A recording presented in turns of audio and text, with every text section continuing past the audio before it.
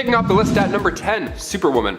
For this week, we'll be taking a look at Kristen Wells' Superwoman. She first appeared in DC Comics Presents Annual number 2. Now, she's from the 29th century. Kristen was a history student who traveled back in time to discover the origins of Miracle Monday, a universal holiday. She was quite committed to the craft, and it didn't take long for her to become Professor Wells. Her next field trip was a little more intense. Now she traveled to the 20th century to discover the secret identity of Superwoman, only to find out it was her the whole time. See, this Superwoman version of her took future tech, traveled back in time, and then saved the day alongside Superman at some point. Then she helped them take down King Cosmos. It was a pretty big deal. And then Wells traveled back to the future to tell the people the secret identity. It's kind of confusing in the brain.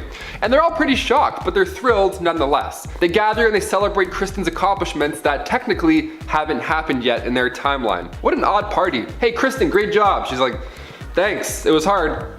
Number 9, Rip Hunter. Making his first appearance in Booster Gold issue 13, Hunter is a guardian of the time stream and leader of the Time Masters. Not bad on a resume. Rightfully so. I mean, right from the start, this guy was preparing for enemies a time traveler would face. He was worried somebody would go back in time and prevent him from being born, so he got ahead of the game, or behind it rather, and then he hid the details of his birth from the public. I have to include Rip Hunter because we mentioned Booster Gold in our last futuristic hero list. Rip Hunter is the son of Booster Gold, but not even Booster knows that, so no one tell him, no one text him. Hunter has seen many days being a time traveler, of course. He was one that witnessed the birth of the new multiverse, and he played a major role in the defeat of Mr. Mind. He of course is a genius when it comes to temporal machines, but when you have literally all that time on your hands, you have time to kill and therefore time to train. Rip Hunter killed time by studying martial arts from BC to the end of time. So you don't want to mess with him in any timeline or else you'll get choked out in some era's version of Taekwondo, you know? Guys, before we continue on with this list, you know the drills, nerds. If you want to go ahead and give that video a thumbs up, it really helps us out here a bit. You're the best, thank you so much. Let's get right back to this list. You know, quick little intermission. Number 8, Adam Strange. Adam Strange was once a normal dude. He was an archaeologist working in South America when all of a sudden he was transported to the planet of Ron. The Zeta Beam signed him out of work early that day. You always want it to happen. You're like, come on Zeta Beam, I'm tired. The leader of Ron, Sardath, teleported Adam there, and then Strange didn't waste any time. He got a flight pack, he got a ray gun, the whole Mandalorian package. He was on board. The Radians and him got along famously. It was pretty good so far. He even charmed Sardath's daughter over there, and they eventually fell in love. Now the beam effect wore off, so he did eventually return to Earth, but after predicting where the next Zeta Beam would hit, Adam scheduled those trips, those archaeological trips, around that location.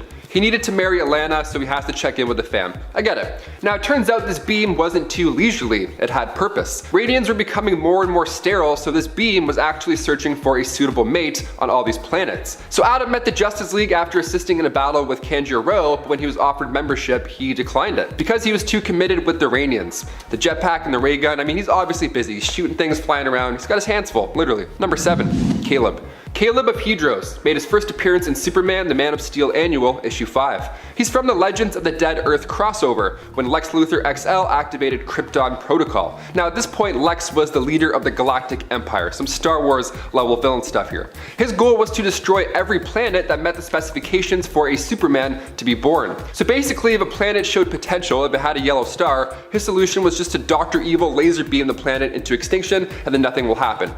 Not a bad plan. I mean, it's kind of brutal, but I guess it would work. So his target was this planet, Hedros. Now thankfully brave rebels also exist in this universe, so they snuck onto the planet and saved the last remaining inhabitant, Caleb. So once he got off this doomed planet, as Lex predicted, he became the Man of Steel. Number 6, Wave Rider. Matthew Ryder made his first appearance in Armageddon 2001. He's a time traveler who comes from a dark future.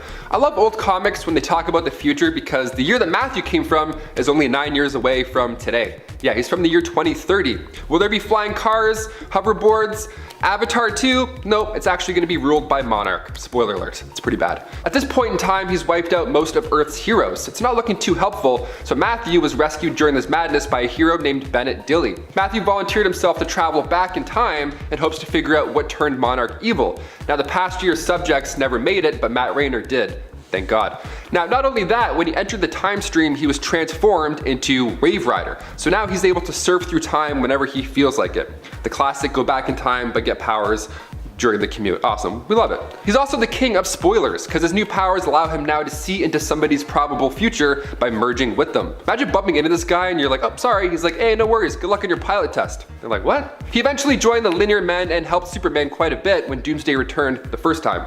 He offered details on Doomsday's origin, and he took Doomsday to the end of time, which sounds permanent, but Brainiac was still able to revive Doomsday. But we love the effort. Wave Rider is great, ladies and gentlemen, just don't binge watch any shows with him. He'll spoil the last season before it's even filmed. Number 5, Bart Allen. Making his first full appearance in The Flash Volume 2, Issue 92, Bart Allen was the grandson of Barry Allen, and his father was Don Allen, and his mother was Melanie Thawne, descendant of Flash villains Cobalt Blue and Professor Zoom. Now Bart was of course born with his grandfather's gift of, traveling at light speed, but he also aged at hyperspeed too, which is concerning. When he was only 2 years old, his body was already at age 12. President Thawne had the Dominators abduct Bart so they could do experiments and all that evil stuff, but they ended up creating a clone of Bart called Inertia. Now Bart was of course going to die earlier than most people because of his aging problem, so Iris West took him to the 20th century to the third Flash, Wally West, so he could teach Bart how to control his speed and, not perish and still stay alive. Bart came back later as Impulse and was one of the founding members of Young Justice. Number 4, Calcula. Also known as the Ancient One, Calcula was originally around in comics for a year, starting with Warlord issue 5. Calcula was the Atlantean god of light and was considered one of the most powerful mages in ancient Atlantis history. Being a follower of the Lords of Order and being born before creation itself, Calcula and Dark Magistra had some powerful offspring, Orion and Garn Danuth. Now Orion was a demigod and Garn Danuth grew up to become an agent of order. All this power running through the family tree, but where did it come from? Calcula came from Darkworld. He was a protector of the creator of said realm. Kind of a big deal. Now it didn't take long for him to become a sorcerer king, and then he liberated Atlantis, and before you know it, him and his wife Magistra and 10 other mages created the Zodiac Crystals, which are basically these statues that were patterned after all the Zodiac signs. So if you're into crystals, there you go. This cult couple didn't last too long because Magistra unfortunately joined the dark side. Calcula stayed pure. He declared himself to pure white magic. Perhaps the best part of this guy is his ability to see the past, present, and future. DC Comics Presents issue 75 is a trip. A lot of time travel goodness in those old pages. You gotta go check it out. Number 3, John Fox. Making his first appearance in Flash Special Issue 1, John Fox resided comfortably in the year 2645. He was a historian for the National Academy of Science in Central City, and his life changed when the radioactive villain Manfred Moda showed up. He was causing destruction, the world was in chaos because of this guy, so the Academy decided, you know what, let's just send John back in time because we're in the future and we can do that. Hey, what's up? And then John can grab a Flash or two, come back, and then all of them can help us take down Moda. Now the plan of course didn't work because it's easier said than done. He couldn't get any Flashes to come back to the future with him, but during this cosmic commute, John himself got super speed, which is almost a better alternative if you ask me. He quickly suited up and took down Moda himself, quite impressive. This sounds like a dream scenario, but John lost his job when speed robots came into the picture. Damn robots taking our jobs, even in 2645. This is relentless. Number 2, Batman. On our last list of futuristic heroes, we mentioned Thomas Wayne, the Batman of the Flashpoint universe, who is a little dark to say the least. So for this list, we had to mention the time that Batman was sent back in time through Darkseid's Omega Beams. It's super fun and also really stressful. This happens during the 6-parter written by Grant Morrison, Final Crisis. Now it appears Bruce is dead during the story, but later on it's revealed in Return of Bruce Wayne that he just took a trip through time. He was sent back to multiple eras. I'm talking the dawn of history.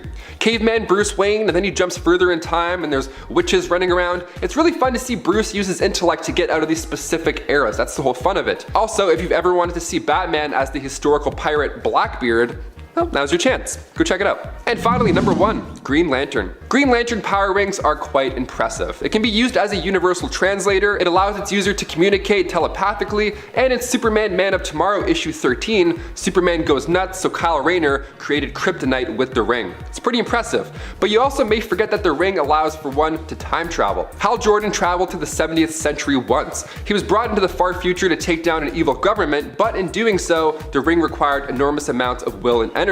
So in turn, he ended up losing his memories and started going by the alias Paul Manning. So there was a point where Green Lantern was a superhero in 2 timelines, and that's why he's number 1. Number 10, Powerhouse. It feels weird to have Franklin Richards at the bottom of a too powerful or most powerful style list. However, while Powerhouse was once one of the most powerful heroes in all of the Marvel Universe, even becoming so when he was just a little baby, so much so that his dad, Reed, actually had to shut off his son's powers, he has been having a rough go in the comics over the last little while. Franklin was believed to be a mutant with the power to warp reality, giving him access to a ton of extra power. But unfortunately, his powers have been on the fritz recently, and now he seems to have completely lost them. It's even believed that he was never truly a mutant, but instead subconsciously used his powers to alter his DNA, meaning that he can't even go to Krakoa currently anymore. I wouldn't expect us to see any kind of reality warping version of Franklin in the Fantastic Four film, if we get a version of him there at all. Although honestly, depowering him in the comics may be part of a plot to have him come into the film, more comic book accurate to who he is currently in the comics, meaning production and writers wouldn't actually have to worry about his crazy powers and writing those in, which would likely get in the way of any massive threat, as while powered, he could normally stop, well, just about any of them, like that. No Infinity Gauntlet snaps, but just normal power reality warping snaps. Number 9. Rachel Summers. Rachel is 1, really powerful, and 2, just pretty unusual, which makes her a hard sell for the Marvel Cinematic Universe on both those fronts. Although the mutants will be coming soon, so there is a small chance, I suppose, that Rachel could show up at some point. Rachel isn't from the main continuity of Earth 616, but is the daughter of Jean Grey and Scott Summers, aka Cyclops, of her own reality, Earth 811. Rachel is considered to be Omega level, so in theory, the highest level there is of mutant, although there are a few who threaten to surpass that level in the comics. She is an insanely powerful telepath, telekinetic, and can also manipulate time, even being capable of traveling through it. Rachel can also shield herself against time manipulation from outside forces, protecting her against alterations to the timeline. And friends, before we move on to this next spot, if you are loving this list and you want more lists about all the cool things happening in the MCU, or not happening in this case, be sure to let us know by giving this video a thumbs up. Number 8. Squirrel Girl. It feels weird putting Squirrel Girl on this list, but she is weirdly one of the most OP heroes we have in the comics.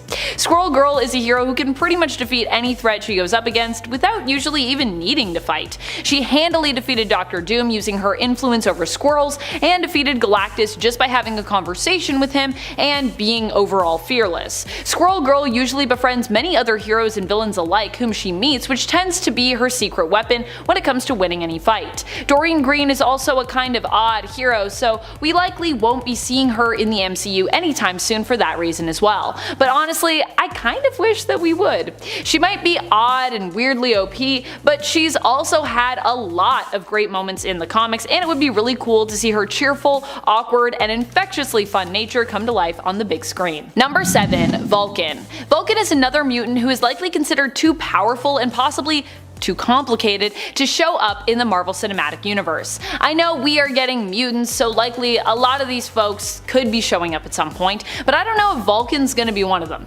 Vulcan is not only Omega level, but is actually implied to be one of the few that I mentioned earlier who could potentially be past, or at least at times surpass, Omega levels. He is one of the coolest power sets in comics, which is also shared by other super awesome but perhaps less mainstream mutants such as Bishop. I love Bishop. He's another mutant that I would love to see show up in the MCU with the X-Men crew at some point. I mean, we did get Cable and Deadpool, so I feel like that could be possible. Vulcan has no limit to the type of energy he can absorb and utilize, even being able to harness magical or cosmic energy from the likes of Adam Warlock, although I do believe he does have limits when it comes to how much energy he can harness or utilize. Vulcan also can use his powers to reduce or even turn off the powers of those that he faces. Vulcan is Gabriel Summers, the mysterious younger brother of both Scott and Alex Summers. The one that for years we were like, does he exist? Why did Mr. Sinister randomly mention him and then we just never saw him? And then he finally showed up. In the 2000s, he was like, hey, just been here all along, doing other stuff in space, being real messed up. Number 6. Sentry. The Sentry would be an interesting character to have in the MCU because he is actually a hero who was retconned into existence. The Sentry is Robert Reynolds, who is revealed to be a drug addict that was looking for a fix when he stumbled upon the Golden Sentry serum, and accidentally basically became a hero. Unfortunately, due to the fact that Bob was mentally unstable, he ended up not just becoming the world's greatest hero, but also having another persona who was considered the world's world's greatest villain, known as the Void. When it was revealed that the Sentry and the Void were both Bob Reynolds, the heroes banded together to help Sentry make the world forget that he ever existed, which basically allowed the Void to also not exist. In so doing, Bob went back to living a relatively normal life, but when his memories began to resurface years later, he would return. Doing so would also awaken the Void within him, and it would once again be revealed, this time more to all of the heroes, that the two, hero and arch nemesis, were actually connected and the same person. Number 5. Silver Surfer. The Silver Surfer is one of the strongest beings in the Marvel Universe. He is considered to be the most powerful of all Galactus' heralds, and despite usually being associated with that Marvel antagonist, typically acts as a hero, even choosing to stay on Earth for a time after coming to warn them of the arrival of Galactus. Silver Surfer is Norrin Radd, a hero who possesses the power Cosmic, which grants him tons of astonishing abilities. The power Cosmic is OP. He's also virtually indestructible, being immortal, invulnerable, and having a healing factor, even if you could hurt him. He also now is basically untouchable, being intangible as well. And that might sound like a setback, but he can still merge with other living beings, in essence bonding with them and using them as a host. So even though he can't physically touch stuff, he kinda still can. The Silver Surfer isn't just powerful alone either, he also possesses the power to bestow portions of his powers on others, which would have been really handy when everyone was dealing with Thanos, his army, and the Black Order in Avengers Infinity War. Number 4. Hope Summers. Hope Summers is the adopted daughter of both Cable and later Cable's wife in the future, who is actually also named Hope, but not the same Hope. Hope was the mutant Messiah baby, the first new mutant born after the events of M-Day, and actually originally she didn't have a name at all. The baby would be raised by both Cable and Hope, only being given the name Hope Summers after her adoptive mother died, so she was basically named after her. Hope's mutant powers allow her to mimic the powers of others, managing to use those powers at their peak potential, even if she's completely inexperienced with them or unaware even of what they are or how they work at all. Hope's use of any powers she adopts is intuitive. She doesn't need to make physical contact to mimic them, she just needs to be in the area of the mutant who possesses them as well. Her own powers cannot be absorbed, and she has a calming effect on others' mutant abilities, basically helping to perfect and stabilize them. So Hope's also just a powerful character to have around if you're a mutant who's like, I don't really know what I'm doing. This makes her an integral part of the Five, a group of mutants responsible for resurrecting fallen or lost mutants of Krakoa. Despite the fact that Hope's powers are believed to be restricted to the adoption of other mutant abilities, she and Scarlet Witch together rid the world of the Phoenix Force during Avengers vs. X-Men. Now, this is kinda weird because Scarlet Witch no longer is a mutant in the current comic book continuity, which could imply that Hope's powers mimicry is actually not therefore mutant exclusive. Unless something else was going on there and it was more like Scarlet Witch influencing Hope, I don't know, but I'm just saying if Hope was influencing any of that, that doesn't make sense if Scarlet Witch is no longer a mutant. Unless that's all a lie, and that's gonna be re-retconned away. Please do that. Please do that. Number 3. Phoenix. One hero that it seems is really hard to get right when it comes to the films is Jean Grey. Jean by herself is already likely too powerful to show up, although I will say I think you can make that work if you just, I don't know, put more of a lockdown on her power set. However, if we are talking Jean unleashed, Jean at her full potential, that's just not going to work. And if we're talking about bringing Phoenix into the mix and bonding Phoenix with Jean, that's also going to be a huge problem. Anytime you have a character like that who has the power to warp or manipulate reality, you're going to have a challenging time writing any kind of threat for them to face. As with what usually happens with Jean Grey, you can have the Dark Phoenix come in and play villain, you can have Jean struggle to control her own powers and even struggle to maybe hold on to her sanity in the face of her powers, but a hero who happens to have control and be able to basically fix the world as she sees fit, that's a problem. It's like any villain you face, you're just gonna be like, well, you're gone. You never existed.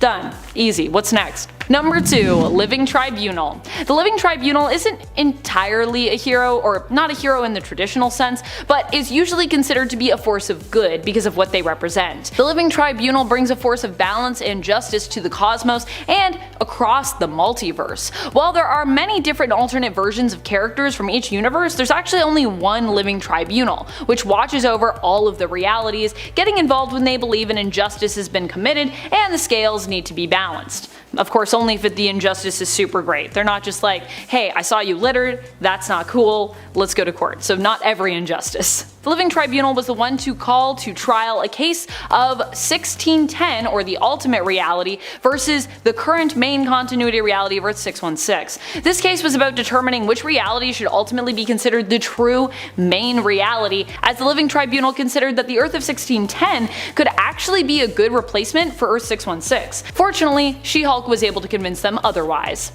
because She-Hulk is an amazing lawyer. Number 1. The Brothers. The Brothers are a duo of cosmic entities who exist even outside of their respective multiverses, as each one represents either the DC or the Marvel multiverse. These two characters initially showed up in a crossover comic called DC vs. Marvel, which already made it unlikely that we'll see them anytime soon in the MCU, because we would then need a crossover movie, which I don't think is going to happen yet. Maybe at some point. For a time, the brothers considered fighting one another in an attempt to acquire complete uniqueness, but instead decided, as they were pretty evenly matched, that they should appoint representatives from their universes to act as their champions. It's believed that the brothers are actually more powerful than the sum of their parts, meaning that even the Living Tribunal could be considered below them in terms of power levels and importance. While the brothers also have a male-centric name, the Brothers, it should be noted that they're actually genderless, so they're also kind of the sisters. They're just whatever. They're just called the Brothers. They look like giant mechs, so you know.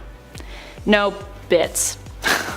I don't think. Number 10. Quasar. Quasar is Wendell Vaughn, a being of pure quantum energy. When armed with his quantum bands, he is even more powerful. The quantum bands allow Quasar to create constructs and shields. They also give him the power to absorb energy and complete quantum jumps, effectively teleporting.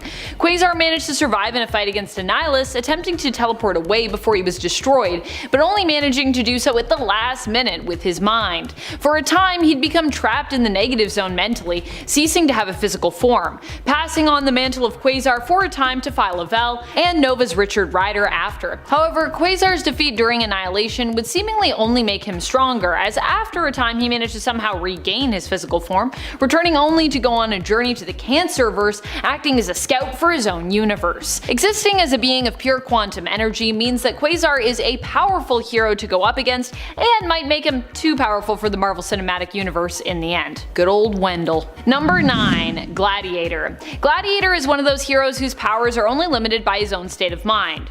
Literally. Gladiator's confidence is directly tied to his power levels, and the more confident that he feels, the more unstoppable he becomes. For a time, Gladiator actually ruled his people as the Magister of the Shi'ar Empire, out in space. But more recently, he decided to step down, believing that Anarimani was needed on the throne, and relinquishing his place to Xandra. Gladiator himself is Kalark, a Strontian, who went through an enhancement process to make him worthy of the rank of Gladiator. He is immensely powerful, being super strong, fast, agile, invulnerable, and possessing a healing factor. He is capable of interstellar flight and is an incredibly gifted and experienced fighter. And friends, if you are liking this list and you want more lists like it, if you want that part 3, I don't know if we can do one, but I mean there's a lot of characters in the Marvel Universe, so I'm sure we can. Be sure to let us know by giving this video a thumbs up. Number 8. Black Bolt. Black Bolt is the king of the Inhumans. We probably won't see him anytime soon in the MCU, not just because you'd then have to explain all about the Inhumans and what they're up to, and because he's super OP and can wipe out most opponents with just a whisper, but because we already tried to introduce the world to the Inhumans via their own television series, and it did not go well. Black Bolt, however, still has some pretty cool powers, and the Inhumans are a pretty cool bunch, if we did feel that they might be a good fit. We just might have to tone down Black Bolt's powers somewhat, or maybe also find like another way to have them? I don't know. He was considered powerful enough to take on Thanos, and he even survived a one-on-one battle against him in the comics. He was able to shatter Thanos' armor during their fight, though his powerful voice did not harm the Mad Titan directly. Rats. He also seemingly killed one of the most powerful Omega level mutants around, Vulcan, who was on part 1 of our list. However, this was later retconned to not have actually happened, as we later learned during Hickman's reign over the X-Books that Vulcan actually survived the fight. Apparently. He looked pretty dead. It looked like he was pretty dead, but he survived.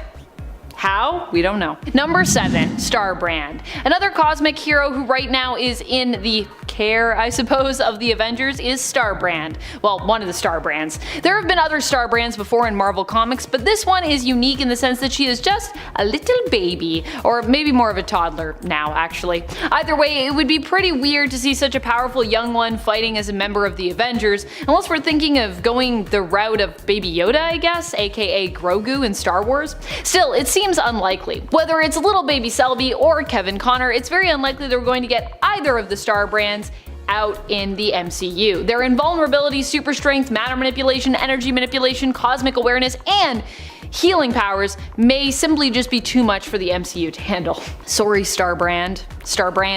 Number 6, Hyperion. Hyperion is known for being Marvel's version of a literal Superman. Sure, we have Sentry and Captain America, who are comparable in terms of their powers and their role, but Hyperion in the newest Heroes Reborn series seemed to be really exuding those Superman vibes. Here, Hyperion was the leader of the Squadron Supreme of America, an elite team of heroes who were also all kinda messed up. Hyperion himself seemingly had a god complex that perhaps was well earned considering what he was capable of. When all their enemies escaped their negative zone prison, Mark Milton as Hyperion was the first to respond, and he handedly took down pretty much everyone who got out, including Galactus, a version of Gladiator, a version of the Beyonder, a Giant Man version of Ultron / Evil Hank Pym, and a version of the Annihilation Wave. Granted, this Hyperion technically is an alt version, but either way you slice it, either way you dice it, any version of the hero is really too powerful and likely too similar to DC's Supes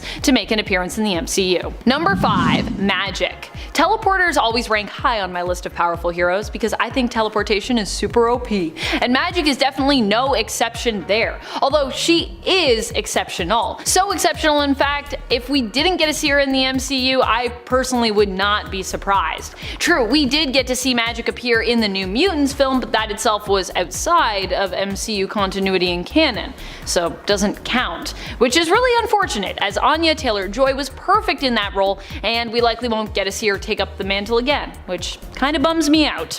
Magic is a member of the New Mutants who is also known for being not just a powerful teleporter, but magic wielder as the ruler of Limbo. This is where Magic teleports through to get where she is going. While in Limbo, she also becomes god level due to her attachment and relationship with the dimension. Magic also has a dark side known as Dark Child. While in her Dark Child persona, she becomes virtually unstoppable and generally a lot more evil. Number 4, Nova. It feels pretty unlikely that we'll ever get to see any version of Nova show up in the Marvel Cinematic Universe at this point. Why? Well, because the Nova Corps were seemingly wiped out by Thanos when he went after them for the Power Stone. It's believed that all of Xandar was decimated in his attack, which likely means that the Nova Corps, who were there, were some of the first people to go. Unless there was somehow, I guess, a lone survivor who could become Nova in the future, it seems very unlikely we'll see any kind of character attached to Xandar or the Corps. This could be just what Marvel Studios was hoping to eliminate the chances of, though, with this plot point, as all versions of Nova are considered to be pretty epically powerful, whether we're talking about Sam Alexander, Rich Rider, or Eve Bakian. Just all the Novas. They're just all pretty crazy. Number 3, Blue Marvel. So as much as I really want Adam Brashear to come to the MCU, there is also a concern many have around the fact that this hero might just be too powerful to appear in the Marvel Cinematic Universe, at least as he is in the comics. Maybe if we toned him down? Granted, we have Captain Marvel, and now we have Monica Rambeau, who's pretty crazy powerful. So I'm really hoping I'm wrong about this one. But still, there is Captain Marvel and Monica Rambeau, and then there is Blue Marvel, who's kind of operating on a whole other level, due to the fact that his powers are derived from antimatter, and the fact that he is basically an antimatter generator / reactor. And if you don't know, antimatter is like crazy powerful and crazy efficient in the Marvel universe. I don't know about antimatter in real life. I don't even know if there is antimatter in real life. I don't know about that science. Number 2, Eternity. Eternity is not a conventional hero and more a cosmic entity, but like the Living Tribunal, they are also generally seen as a force of good, so hence why I'm counting them on the list. Eternity is actually just below the Living Tribunal in terms of rank in the universe and is the personification of time. They exist alongside their sister, Infinity. Eternity is capable of manipulating time and space on a lucrative scale. They are immortal and are considered an integral part of the universe, existing alongside other major concepts, which are also represented by powerful entities. Number 1. One Above All. The One Above All isn't your typical hero, but they are a very powerful force of good in the MCU, like Eternity. One Above All is seen as the creator of the multiverse and all beings within it. They are basically the god of the multiverse, the ultimate creator. We talked about the Living Tribunal on part 1 of this list, who is seen as the ultimate bringer of justice, the ultimate judge throughout the Marvel multiverse, and the One Above All is actually believed to be the entity that the Living Tribunal works for. One Above All is believed to be all-powerful and omnipotent, getting involved in the matters of its creations only when its interference is truly needed. They were the one who made Adam Warlock take up the mantle as their new Living Tribunal as payment for restoring all of reality after it was destroyed, which seems like a fair trade. They're like, hey, Adam Warlock, do this job and have lots of power, and I will return reality. Just come work for me, you know? I need a new Living Tribunal. You know how it is when the Living Tribunal dies. Actually, I don't know how that is. Sounds like a very rare problem. Number 10. Wind. Wind is the name of the main character from the self-titled series, also of course named Wind. It comes from Boom Studios and was written by James Tynion IV with art by Michael Dalianos. Wind is a teenage hero who has always hidden the truth of his elven and magical heritage as a weird blood. His heritage grants him great power he's been hiding from his whole life in an attempt to fit in, being made to believe that magic is dangerous and basically turns people into monsters, or in some other way corrupts them. When he becomes too old to hide his pointed ears and who he is any longer, he is forced to either try and change or embrace who he really is. And in order to protect his friends against those who would hunt both him and them down, Wind ultimately embraces his magical side, unleashing powerful abilities. Wind has wings, can fly, and can communicate with forest-like spirits or sprites. He also has, like many other teen heroes, the power of friendship, which usually means he ends up making friends with powerful allies. I would say if you love the world of Avatar, you might also end up falling in love with both the character Wind and his series. It reminds me of Avatar, at least, in like the best way. Number 9. Lord Fanny. Lord Fanny is Hilda Morales, who was born as a boy but raised as a girl. She's a transsexual woman and one of the first trans heroes in comics. Lord Fanny was raised as a girl by her grandmother because only women in their culture could become witches, and her grandmother was a powerful witch who wanted to pass on her knowledge and power to Fanny. Although Fanny herself did choose to be a girl, if that makes sense. Lord Fanny is a member of the Invisibles team and was created by writer Grant Morrison and artist Steve Yoel. The Invisibles was a comic series that existed as part of DC's Vertigo imprint back when it was around. I miss Vertigo so much. The series began in 1994, and in issue 13 we'd learn more about Lord Fanny's origins and her very tragic backstory. Lord Fanny's such a cool character. And friends, before we move on to the next spot, if you are loving this list and you want to learn about even more cool, lesser known indie heroes, be sure to let us know by giving this video a thumbs up. Number 8. Quantum and Woody. You may have heard of Valiant's character Bloodshot, who recently got his own solo film, but what about all of their other superheroes? Quantum and Woody is a series and superhero duo from Valiant Comics. It was inspired by the superhero team-up series Power Man and Iron Fist, but is a lot more bizarre. The series itself was written by Christopher Priest, with art actually by the artist who did Power Man and Iron Fist. Pretty cool. Quantum and Woody are adoptive brothers who, after years of being estranged, are brought back together when their father mysteriously dies. While trying to figure out what really happened to him, they stumble upon superpowers. The catch? They must touch their power bands at least once every 24 hours to not only keep their powers, but also keep from losing their lives as well, as they would then no longer exist if they didn't touch their band. Quantum's powers are more defense-based, while Woody's are more offensive. Oh, and they also kind of have an animal sidekick, Vincent Van Gogh, who is even more bizarre than he already sounds. Just trust me. I don't want to spoil anything, but Vincent Van Gogh. What a goat. Number 7. Josephine. More commonly referred to as Jo, Josephine is the main character and hero of the Fatale series. Josephine is the main character and hero of the Fatale series, which comes to us from Image Comics. Fatale is a supernatural noir-style comic created by the brilliant team-up of writer Ed Brubaker and artist Sean Phillips. Seriously, I love these two together. Some might argue that Jo isn't really a hero as she's a little bit selfish, but in focusing on uncovering the mysteries of her own power and in trying to save herself, she does inevitably save others.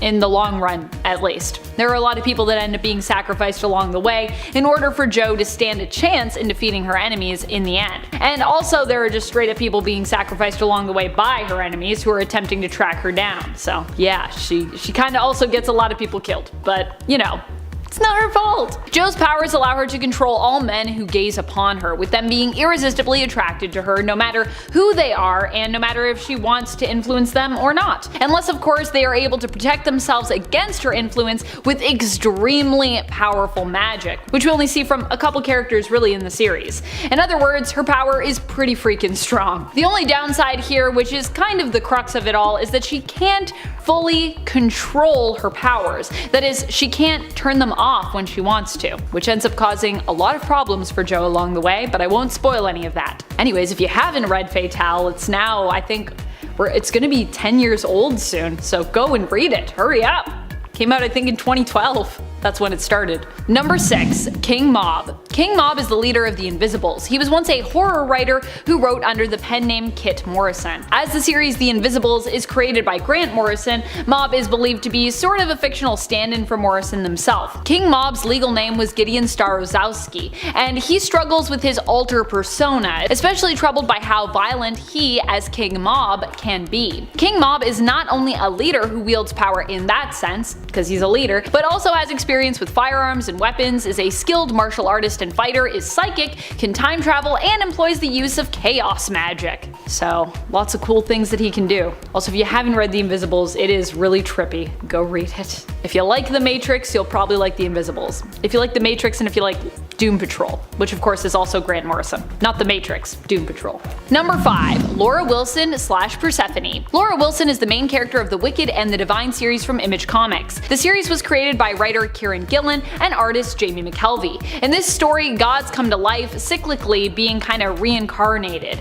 This is known as the recurrence. Laura herself is obsessed with the gods and the pantheon, who are all of course re-emerging at the time. She wants nothing more than to be a god herself. At least that is what she thinks she wants, until her wishes kind of come true. She is revealed to be Persephone, who is believed to be the final god to return during the recurrence. As Persephone, she can summon plants and vines and control them. She also seems to have some kind of control or influence over the underworld. Laura can also create fireballs and reveal to others past events, summoning visions of the past even if she was not present for those events. Number 4. Sludge. Sludge is a hero or anti-hero who comes to us initially from Malibu Comics and was created by writer Steve Gerber and artist Aaron Lopresti. Sludge was once Frank Hogue, a dirty NYPD police officer who accepted bribes in exchange for favors when it came to drug dealings. He was ordered by the crime boss he worked for, John Paul Marcello, to kill another likely dirtier cop. When Frank refused Marcello's request, Marcello had him killed instead.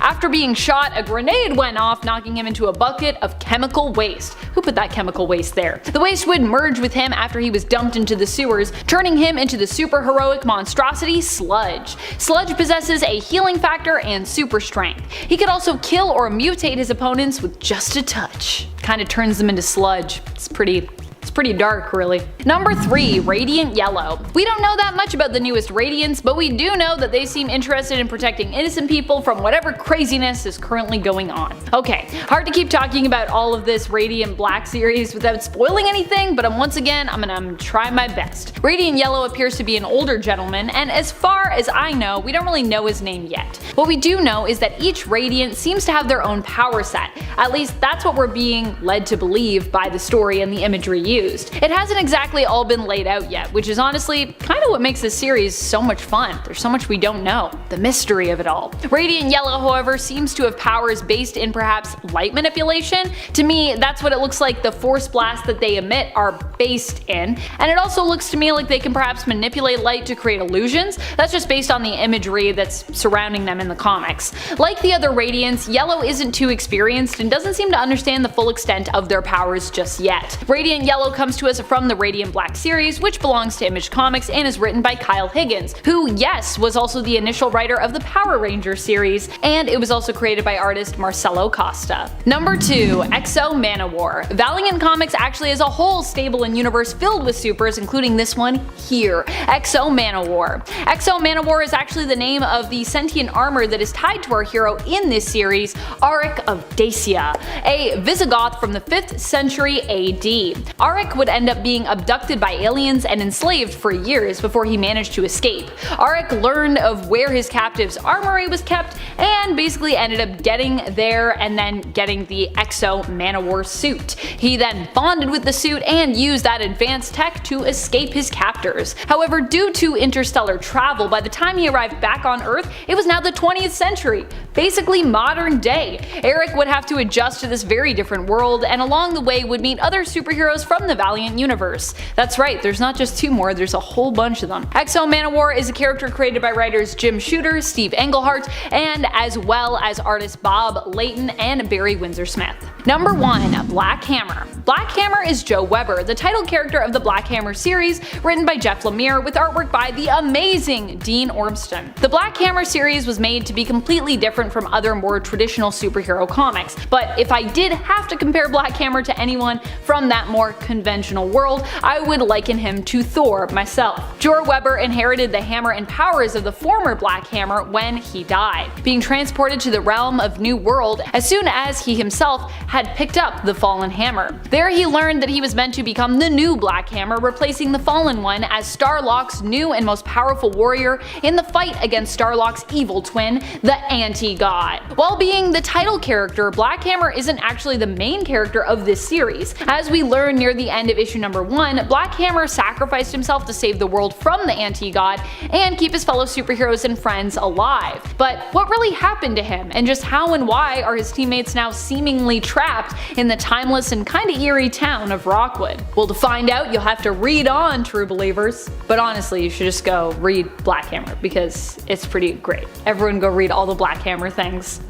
It's like a whole universe now. In at 10, Tony Stark. Wilson Fisk's men attempted to kill Anthony Stark in order to silence his drunken singing, forcing Sheriff Rogers to intervene and save his life. Tony Stark later donned the suit of battle armor to save the life of Red Wolf. However, this suit looks more like a train than a battle mech suit, and in all honesty, it's the perfect combination of these two things. First appearing in 1872 number 1 from 2015, this version of the Iron Man armor is one that I want to see someone cosplay because holy damn, this look is based off the original Iron Man suit, and like, you know, the one Tony Stark built in a cave with a pile of scraps. Yeah, it's that one, but make it dark steampunk basically. But by steampunk I also mean steam engine. Well, combustion engine. I don't know much about trains. You know the train that Marty and Doc used to get the DeLorean up to 85 and then back to 1985 and Back to the Future Part 3? Yeah, that, but an Iron Man suit. I feel like the Tony from 1972 was the one who made that train fly and time travel. I feel like he was the one that Doc went to. In a 9, Gazer Beam. Simon J. Palladino, also known as Gazer Beam, is a minor character in The Incredibles. He only briefly appears in the film alive, but his disappearance and death really is what sets the events of the movie into motion. Gazer Beam was a member of the superhero team known as the Phantasmics, but conflicts with Everseer led him to leave the team, and he soon joined with the Thrilling Three as their new leader upon the death of Dynaguy, which he also later left. He appeared alive at the wedding of Elastigirl and Mr. Incredible, but during the superhero ban, Gazer Beam was an activist for superhuman rights, wanting the ban on supers to be revoked. 15 years later, he would be one of the most recent victims of the Omnidroid, with Bob having noticed his disappearance becoming a story in the newspaper. His final act before dying though was to use his powers to carve Kronos on the cave wall in which he was hiding, in the hopes that someone would discover it and put an end to Syndrome's evil schemes. An act that was really what made the Incredibles Incredibles able to stop Syndrome's scheme and save the day, since without it Bob wouldn't really have learned what the mission was. And yes, I used a character from The Incredibles on this list because he was a superhero in the past. Deal with it. And at 8, Stardust the Super Wizard. However, this is a case of a superhero forgotten in the past, so another use for the term from the past. Stardust the Super Wizard is a fictional superhero from the golden age of comics who originally appeared in American comic books published by Fox Feature Syndicate, and first appeared in Fantastic Comics #1 in 1939. Stardust the Super Wizard was featured in 16 issues of Fantastic Comics, and this was before superheroes were really trying to be better than criminals, as Stardust would basically kill all of his enemies in various ways with his wide array of powers. And when I say wide array of powers, I mean it. This guy has about as many powers as a Lantern Corps, if not more. Superhuman strength, speed, durability, and endurance, vast knowledge of interplanetary science, master of space and planetary forces, skilled detective, formidable brawler, accelerated perception, extrasensory perception, augmented respiration, interplanetary flight, indestructibility, telepathy, transportation, metamorphosis, transmogrification, telekinesis, selective omniscience, which is awesome, and luminous skywriting. And then throw on whatever other powers he needs to have thanks to the story, because he's a freaking wizard and it's 1939. This, with the combination of just offing people he didn't like, makes him absolutely nuts. But I love it. And at 7, Dark Knights of Steel. Coming in November of this year, Dark Knights of Steel will basically be DC meets Game of Thrones. The series is written by Tom Taylor and takes place in a medieval fantasy world, where a spaceship crash lands from a doomed planet. So not only will the Dark Knight be here, but so will Superman and Wonder Woman, along with Harley Quinn, Black Lightning, and more. Tom Taylor told Entertainment Weekly, quote, "I've spent the last 2 years creating a new epic fantasy universe for DC Comics, and Dark Knights of Steel is an absolute dream come true. Despite being the writer of the DC horror series Deceased, I am actually a huge fantasy fan, combining two of my favorite things, DC superheroes and high fantasy. It's my absolute happy place, and honestly, I couldn't agree more. I love medieval stuff. It's why I love Skyrim and Game of Thrones, and why my name is the Cheese King. I love fantasy stories, and I can't wait to sink my teeth into this one, especially when in the preview we got for this series, we can see what is in essence a character sheet base, or like character stats for Superman. So if they include one of these with every issue, you can have a real DC based fantasy Dungeons and Dragons game with like official stats.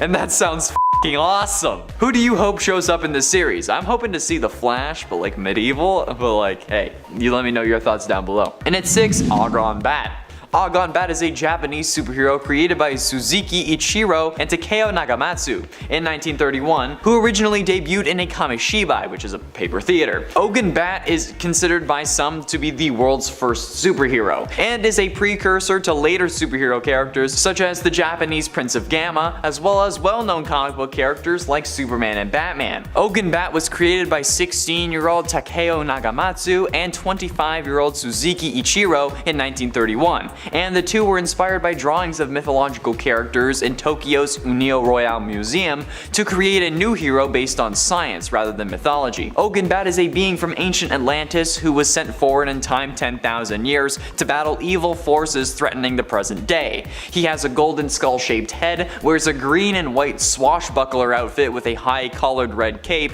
and carries a rapier. His superpowers include superhuman strength, invulnerability, and the ability to fly. Plus, I mean, he was sent 10,000 years in the future, so if that's not the past, then I don't know what is. Halfway through into number 5, Danny Phantom. Young Danny Fenton, he was just 14 when his parents built a very strange machine. It was designed to view a world unseen, that realm being the ghost dimension aptly named the Ghost Zone. When it didn't quite work, his folks, they just quit. Then Danny took a look inside of it. There was a great big flash and everything just changed. His molecules got all rearranged. And then this 14-year-old kid gained the ability to transform into a human or into a ghost. Danny Phantom is one of my all-time favorite cartoons, and it helped to shape me into who I am today. So of course I'm going to include it as a superhero from the past because he's from my past, okay? That's right, I found a way to work it in. While in his ghost form, Danny has multiple abilities, including flight, invisibility, intangibility, and to possess people at first. However, as the series goes on, he gains more abilities, such as ghost rays, which are bolts of energies from his hands, cryokinesis, and his ghostly wail, which he learns sooner than he's supposed to, thanks to a version of himself from the future, who he ends up fighting in the two-part hour-long episode titled Ultimate Enemy, in which present Danny gets dragged to the future, where he's turned evil, thanks to combining with his primary adversary and uncle, Vlad Plasmius. So he also got dragged into the future, thus meaning that he was from the past. Boom! You looking for this? In it for Phantom Rider. Carter Slade was born and raised in Ohio in the mid-19th century, along with his brother Lincoln. Eventually, Carter decided to move out west to the new territories in order to become a school teacher at a new settlement in Montana. However, he came across a group of people slaughtering helpless homesteaders.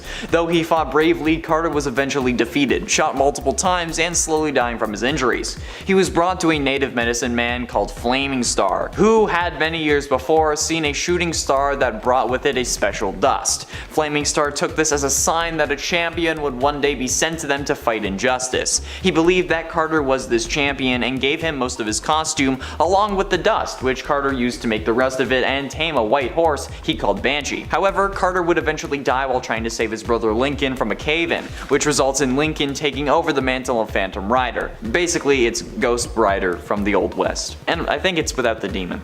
Getting close to the end in number 3, Captain America.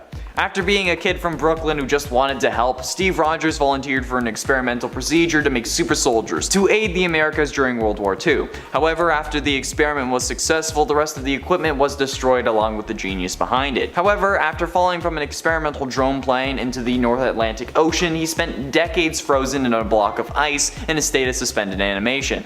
Quite literally being a superhero from the past, even in real world standards, since this was also his reintroduction into the Marvel Comics Silver and Bronze Age. I think we all know this story at this point thanks to the absolute success of the MCU, but it's still easy to forget that Cap was originally from the 40s until comic books were on the rise again in the 60s, which is really interesting because, like, in the most literal sense of the word, Captain America is a hero from the past, and is probably the most fitting character for this list for that reason. But there are a couple more that I wanted to talk about, so I put him at number 3. Penultimately, in at number 2, Black Knight.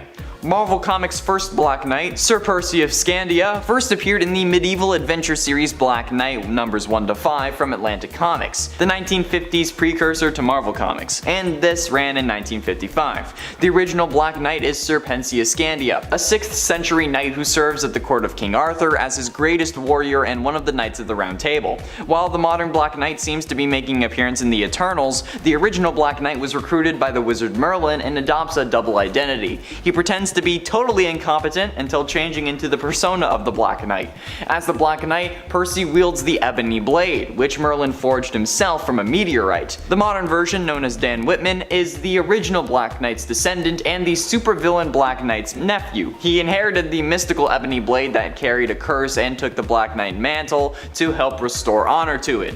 And I gotta say, it's a really weird family dynamic that you got going on. This family reunions must be really awkward. Finally, in at number 1, Paul Manning. In the year 5700, we see a hero known as Paul Manning, who would appear whenever the world was in danger. However, it was revealed that this Paul Manning was in fact the Green Lantern known as Hal Jordan, who would be brought to the year 5700 by the Solarians. They would also wipe his mind and clear his memories to implant him with new ones, which is where Paul Manning came from. It was a created identity by the Solarians to get Hal to save them whenever they were having issues, or maybe if a really important cat was stuck in a tree. Eventually though, after being brought to the future many times, Hal ended up subconsciously creating an evil doppelganger of himself who took over the Paul Manning identity, and went on to terrorize the Solarians. He would then be defeated by actual Hal and would be converted into a functioning member of society. However, this was also all pre-Crisis, and after the collapse of the multiverse this no longer applies to the main continuity version of Manning.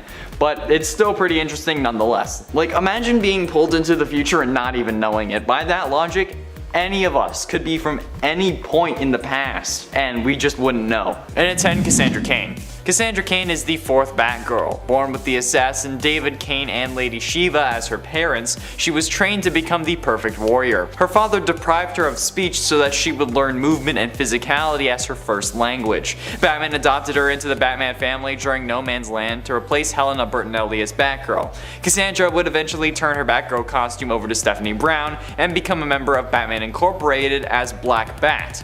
Trained by her father to be the ultimate weapon, Cassandra was not taught to speak. Instead, her father relied mostly on actions to communicate with her. He also cut her off from the outside world, only exposing her to anything or anyone other than him when absolutely necessary. As a result, the parts of her brain normally used for speech and language processing were trained so that she could read other people's movements and body language to recognize their thoughts without verbal communication, and predict with uncanny accuracy their next move in a fight. This also caused her brain to develop learning functions different from most, so it's like a form of dyslexia that hampers her ability to talk, read, and write. In at 9, Beast Boy. Beast Boy's parents, Mark and Mary Logan, were geneticists that would travel the jungles of the world to study their wildlife. Beast Boy was brought up in the jungles of Brazil, Africa, India, and several other places. The Logans became particularly interested in a rare species of green monkey, which honestly I understand. But the day they finally found them, something terrible happened. Beast Boy was bitten by one of these monkeys and contracted a serious illness called cicudia. To save him, his parents attempted to cure him with a new serum, which bestowed him with his iconic shape-changing abilities, and as a side effect, his skin, hair, and eyes all turned green.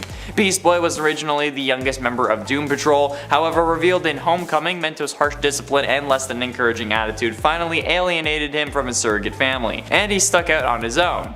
Looking for a new place to live, he came to Jump City, where he encountered Robin, Starfire, Raven, and Cyborg. Afterwards, the five formed a new team of their own, the Teen Titans. And it ate Aqualad. Operating as Aqualad by his king's side as the first leader of the Teen Titans, he briefly worked under deep cover as the loyal lieutenant of his father, Black Manta, to bring down the Light and their partner. Eventually, King Orin retired his heroic duties and Calder took over the mantle of Aquaman, joined the Justice League, and became their leader by July of 2018. In February 2019, he officially stepped down as their leader, and Aqualad eagerly expected to become a member of the Justice League alongside Speedy, Robin, and Kid Flash. However, when it became clear that that wasn't happening, he decided to accompany Robin and Kid Flash to investigate Cadmus Labs. There they found the Genomorph Project and Superboy, whom they liberated. Aqualad, Kid Flash, and Robin set off on an unsanctioned mission to protect CEO Selena Gonzalez from the League of Shadows, but despite their best efforts, Gonzalez still vanished. And at 7, Miss Martian. When she first came to Earth, Miss Martian was a bubbly, exceptionally sweet, polite, and caring individual, although occasionally shy young Martian girl who longed to fit in on Earth and become a member of a team.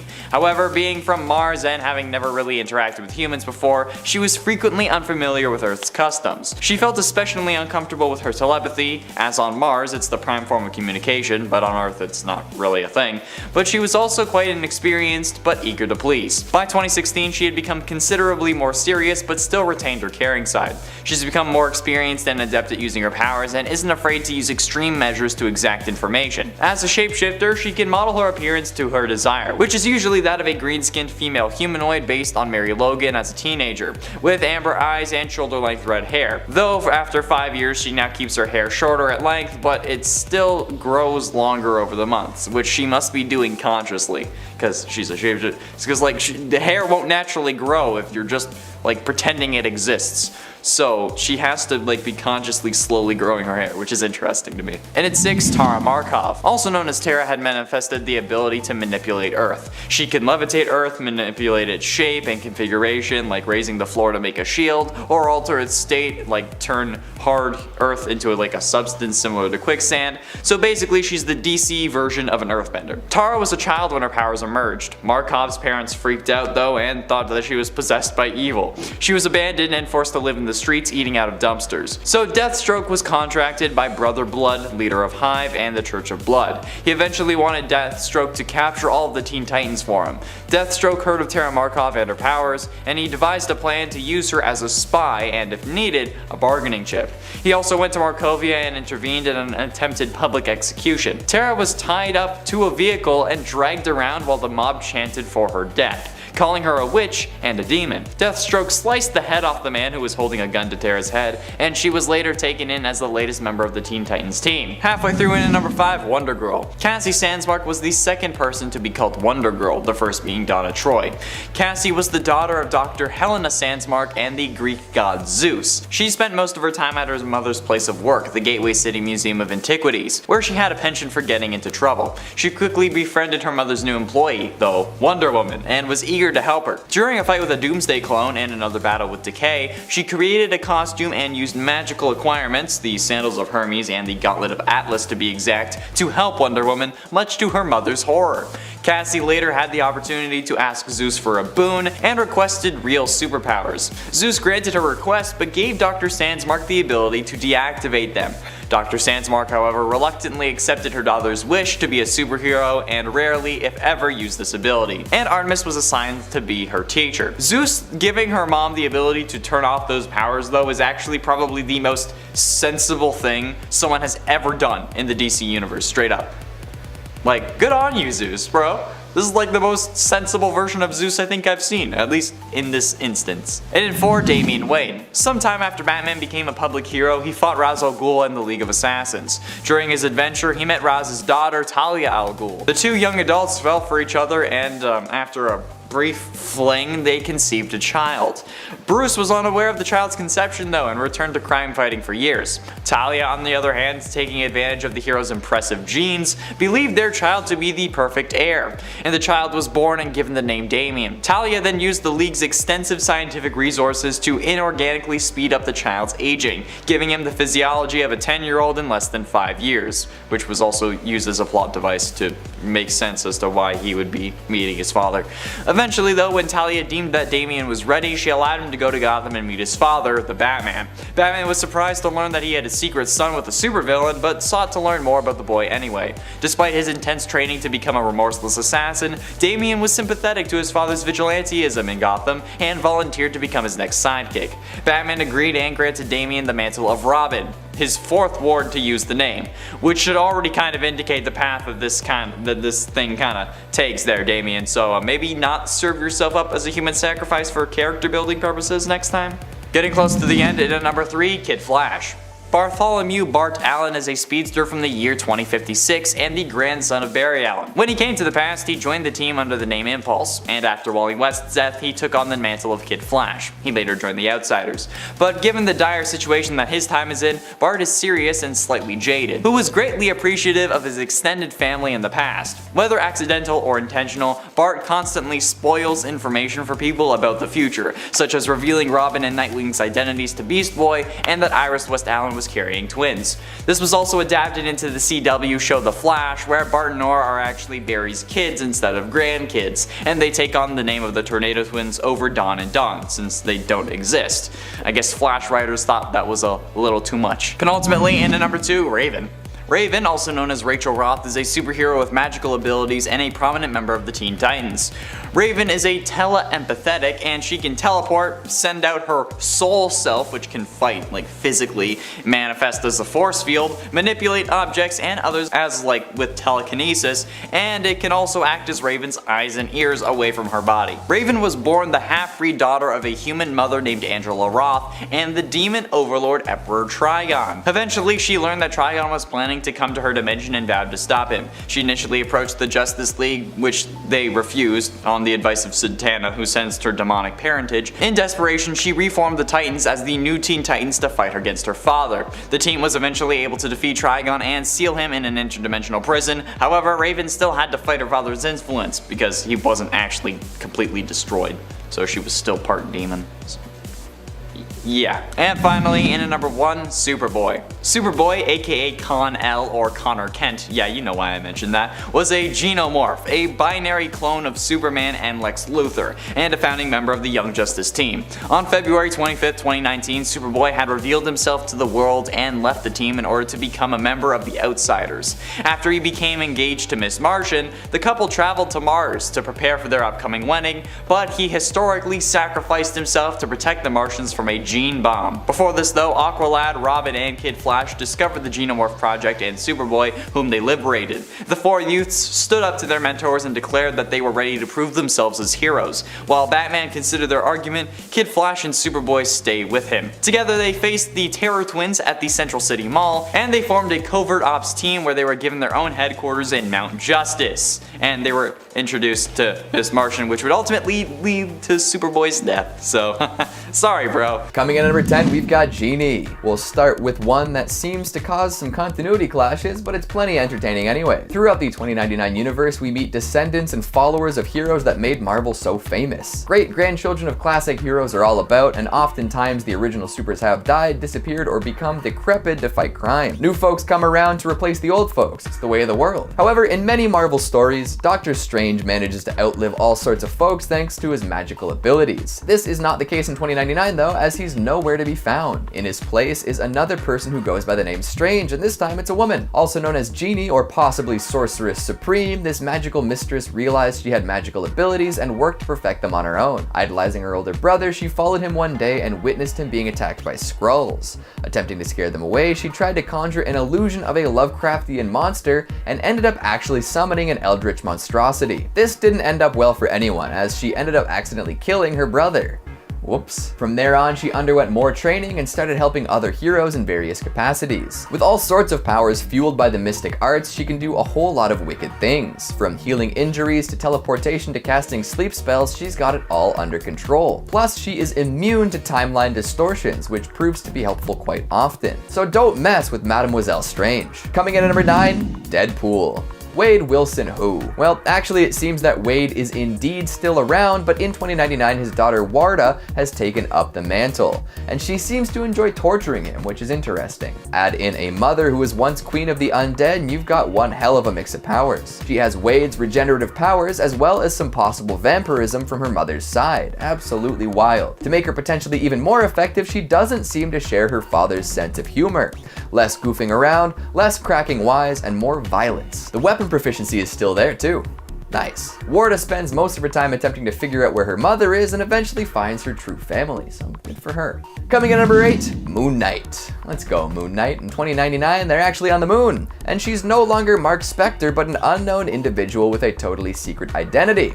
How cool is that? Wielding a bevy of powerful gadgets and weapons, Moon Knight acts as the server of vigilante justice on the moon-based city of Adelan. Stalking the Night, or whatever version of Night is on the moon, she keeps the many Inhumans who call that place home as safe as she can. After accidentally wandering into the forbidden citadel of the Watcher, she convinces Uatu to let the Fantastic Four constructs to stick around longer until they've lived up to their former lives. Good on you, Moon Knight. Coming in at number 7, we've got Ghost Rider. To be honest, I'm a little disappointed that Nick Cage isn't the Ghost Rider in 2099. This implies that Hollywood's most controversial leading man doesn't make it until then, and that's just a shame. Thankfully, Ghost Rider is still wicked cool in the future and comes packing some new weapons and powers. Gone are the days that Ghost Rider is a literal magical skeleton flying around on his flaming motorcycle. In 2099, Vengeance got an update. Kenshiro Zero Cochran, computer hacker extraordinaire, ends up with his mind inside of an insanely powerful robot body.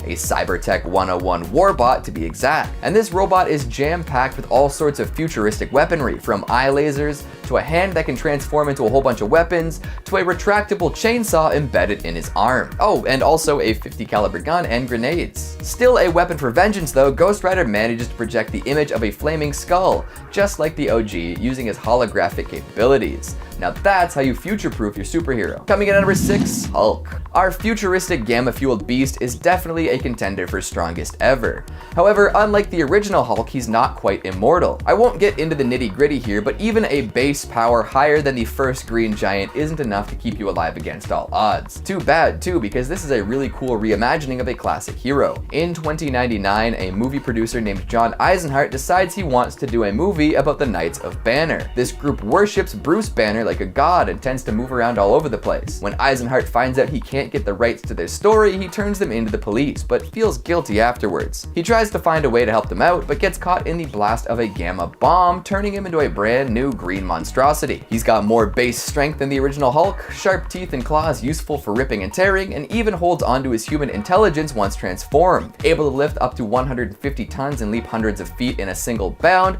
this version of the Hulk is a force to be reckoned with. Coming in number 5, we've got Thor. This might come as a bit of a surprise, but in the future, a lot of people worship superheroes, and a lot of the time, those who revere these supernatural figures are interested in attaining these godly powers for themselves. In 2099, a subset of people have decided to give themselves to Thor, mind, body, and spirit. Known as members of the Church of Thor, or Thorites, they all have the hallmarks of many other major religions, down to the places of worship and religious leaders. Cecil McAdams was a reverend of the Church of Thor, and was actually chosen to take up the mantle of the Norse god of thunder himself. Through technological advances and a whole lot of self-deception, McAdams ended up with almost identical powers to the god that he worshipped. This resulted in some less than stellar mental issues though, as he went a little power crazy and tried to rid an entire city of mortals. Coming in number 4, we've got Exodus. Born as Bennett du Paris back in the 1300s, this mutant is all about changing up the world order. He has and always will believe that mutants should be in charge of the world, with humans as the inferior race. This was true before 2099 and remains true in said futuristic world. Showing up after a long sleep, Exodus attempted to force his rule upon X Nation.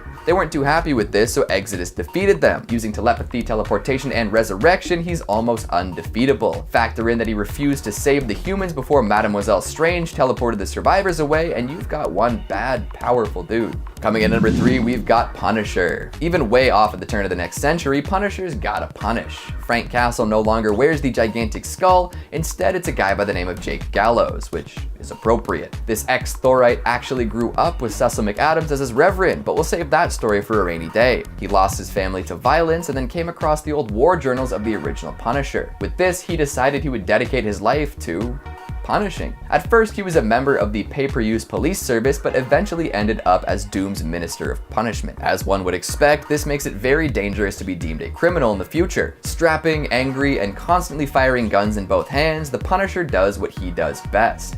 Hell, he even has a hand in killing the new Thor. Coming in at number 2, we've got Spider-Man. If you want a crazy origin story, look no further. In the future, there's one company that seems to have an upper hand over the rest: Alchemax. Miguel O'Hara was a scientist working for them, reluctantly performing genetic experiments on less than willing test subjects. After turning a man into a horrid beast that died quickly, O'Hara decided he'd had enough. However, when discussing this with his boss, he accepted a drink that turned out to be laced with Rapture, a highly addictive substance that bonds with the DNA of the person using it. This was supposed to keep O'Hara addicted, and therefore an employee of the company that produced it for the foreseeable future. In order to reverse this addiction though, O'Hara attempted to rewrite his own genetic code. This procedure was sabotaged by his boss, but ended up including some spider DNA in the process. Thus, Spider-Man 2099 was born. Jam-packed with spider powers, but actually lacking any form of spider sense, O'Hara decided to start fighting crime. Donning a spider suit to hide his identity, he puts his powers to use. Increased strength, agility, stamina, regeneration, some telepathy, claws and fangs, and even spinnerets that generate organic web, and more. Spider-Man is always a fan favorite, that's for sure. Finally, at number 1, we've got Dr. Doom. Unlike most of the other heroes on this list, Doom isn't a clone or a copy or even offspring of another individual, it's still Doom. After disappearing for decades, Dr. Doom decided to upgrade his armor and make a triumphant return, and triumphantly return he does. Coming back in full force, he manages to retake the United States and force his way into a leadership role. Like I said earlier, he employs Jake Gallows as his Minister of Punishment and begins ruling with an iron fist. There really is no stopping Doom, even in the future. Starting us off in at number 10, Lobo the Duck. Lobo the Duck is strangely enough the combination of Lobo and Donald Duck. No, I'm just kidding. Actually, it's Howard the Duck. And was introduced in Lobo the Duck number 1 from 1997 and is present on Earth 9602, but in a timeline where the Amalgam heroes have died. Lobo the Duck is a fearless and strangely muscular, especially for a duck, anti-hero bounty hunter who, along with his shape-shifting canine sidekick Impossible Dog, is investigating the murders of several Amalgam Comics heroes. Lobo only agrees to find the murderers of these heroes if he gets paid up front though, but soon begins the investigation. Lobo fights his way through Gold Kidney Lady, Dr. Bongface, and various other supervillains before he realizes that the end of the world is about to begin, and only he can stop it. He has all of Lobo's powers and abilities, including immortality, super strength, and a mastery of basically every weapon. He also has a genius level intellect, a superhuman sense of smell, can track anyone or anything across galaxies, and is a master of quack fu. Yeah, I just wanted an excuse to mention this guy, but honestly immortality makes him pretty damn powerful. And at 9, Pharaoh Man. Pharaoh Man is a combination of Colossus and Pharaoh Lad, and was introduced in X-Patrol number 1, which is clearly a combination of X-Men and Doom Patrol. Peter and his twin Alexei were all each other had, since even their mother couldn't bear to look at their faces. That's not even a face a mother could love. The twins shared everything from the moment they were born, but one day while saving Alexei's life from an oncoming truck, Peter changed into living metal, stopping it, revealing to himself that he was actually a metamutant, but Alexei was unfortunately not. Alexei's growing resentment drove him away from his brother until eventually he left Peter alone. After this, Peter was recruited by Niles Cable, a mysterious traveler from the future, to join the X-Patrol. In their first appearance in X-Patrol number 1, Pharaoh Man and his metamutant teammates became involved in the siege of Latkovia against Dr. Doomsday, a combination of Dr. Doom and Doomsday, which already sounds like Bad News Bears. He has all the powers of Colossus but can change into this form at will, like Pharaoh Lad. And at 8, Harold Stark. Harold Stark is a combination of Iron Man and Green Lantern, and was introduced in Iron Lantern number 1 in 1997. While making modifications to a stationary flight simulator, suddenly the simulator took off with Hal still inside. It seemed to be drawn to a crashed alien spaceship, but the simulator quickly lost power and crashed as well, but only yards from that spaceship. The crash left Hal in bad shape, with jagged metal piercing his chest, but nevertheless he made his way to that spaceship. That's resilience, where he found the corpse of an alien. In an effort to keep himself alive though, Hal used the alien technology in the ship to make a suit powered by the alien battery inside, which Hal noted looked remarkably like a lantern. Wearing this armor, Hal fought off the aliens who had shot down Romancer's ship, but was also seen by others, being called the Iron Lantern by the media. The suit of armor not only allowed him to survive, but gave him incredible powers, allowing him to create any object he pleased out of green energy, due to the battery he used being powered by the living planet. Iron Lantern has the technical and genius level intellect of Tony Stark, but has all the powers of Green Lantern, which is pretty damn cool. And at 7, Dinah Prince. Dinah Prince, also known as Dinah of Themyscira, was first introduced in Bullets and Bracelets number 1 and is a combination of Wonder Woman and Elektra. While still young, Dinah left Themyscira to explore man's world, leaving behind her family and her adopted sister Ororo. On her travels, she worked for the King of Wakanda, who gifted her adamantium bracelets. However, she later left to set up her own freelancing business in the US. There she met Trevor Castle and the two got married. At least, they were married until their infant son Ryan was mysteriously killed and the emotional toll was too much. Both of them blamed themselves for not being able to save their son. They seemed to never plan on meeting again. However, Monarch brought the two together again and pitted them against Thanos, a combination of Thanos and Darkseid. Yeah, he had perceived the Lord of Apocalypse was responsible for the fate of their son, but she discovered that Ryan was not dead, merely displaced in time, and had grown up to become Kanto. Knowing that their son was still alive, Dinah and Trevor seemed to restart their relationship. Dinah has the divine empowerment from Wonder Woman, giving her superhuman strength and durability, as well as a mastery over archery and hand-to-hand combat. And at 6, Logan Wayne. Logan Wayne is a combination of, obviously, Bruce Wayne and Logan, being first introduced in Marvel vs. DC number 3, the same issue where this universe was created. At 5 years old, after witnessing his parents' murder at the hands of an armed robber, Logan Wayne was sent to live with his uncle in Alberta, Canada. His uncle was a member of the Royal Canadian Mounted Police, and was ambushed and murdered by poachers a short time after his arrival in Canada. After the death of his uncle, Logan was sent to live in a home run by nuns, and as soon as he was old enough, he enlisted in the Royal Canadian Air Forces. Logan was submitted to the Weapon X Project, the Canadian Super Soldier program. It was here that Logan had adamantium bonded to his bones and learned of his metamutant nature. The Weapon X Project was terminated due to his failure, because Logan was ineffective as a weapon because he had a conscience. But this didn't stop him from being pretty damn badass. Having all the powers of Logan as well as things like the Clawcopter and Clawmobile, this is in essence a superpowered Batman, which I think we all know is something to fear. Halfway through and at number 5, Robert Bruce Banner. Robert Bruce Banner is the combination of Bruce Banner and understandably Solomon Grundy, and was first introduced in Doctor Strange Fate number 1 as one of his aides. Bruce Banner was a scientist experimenting with radiation, when an experiment he was working on gone went horribly wrong. However, it fused him with the elemental entity known as Solomon Grundy. The fusion between Banner and Grundy became only known as the Skulk, and after a confrontation with Doctor Strange Fate, the Doc showed Skulk that he could keep him in his human form with use of magic. So in an effort to stay human, or at least be able to become human again, Skulk agreed to work as an agent for Doctor Strange Fate in return for the Doc keeping him in his human form, for most of the time. Skulk possesses all the powers and abilities of both Solomon Grundy and Hulk, and thanks to Doctor Strange Fate, Banner can shapeshift between his human form and his Skulk form at will, and since he possessed the same powers as Grundy, when he dies, he's reborn. But that's not even the craziest thing in this universe. And at 4, Blaze Allen. Speed Demon, first introduced in Speed Demon number 1, is, aside from what you might have called your ex to your girlfriends, a combination of Barry Allen and Johnny Blaze. Blaze Allen was a circus daredevil who sold his soul to become the first Speed Demon. Yes, there are actually multiple Speed Demons. The demon component, Etrigan, was also formerly Jay Garrick, before the Night Spectre stole Jay's soul. You know, Jay Garrick. Earth 2 Flash. The Night Spectre approached Blaze and asked him to serve in his mission to collect souls from the most pure and most corrupt, which just seems weird to me, but okay, you do you. But Blaze Allen refused, so in an attempt to persuade him, at his wedding, Night Spectre stole Iris's soul. Blaze then accepted the bond, hoping to get Iris back, or at least ensure her safety. It didn't work. Speed Demon speaks only in rhymes, but is a speedster with a flaming skull head that can also breathe fire. Wally West, an amalgamation of Danny Ketch and obviously Wally West, was the next Speed Demon, who accepted the power in order to help his uncle Blaze get Iris back. It's funny, because in a couple of days I'm going on vacation and I'm making it my mission to try to convince at least one person to sell me their soul. Like, it's not actually gonna work, but I think it's gonna be funny if I can do it. Getting close to the end, in at number 3, White Witch.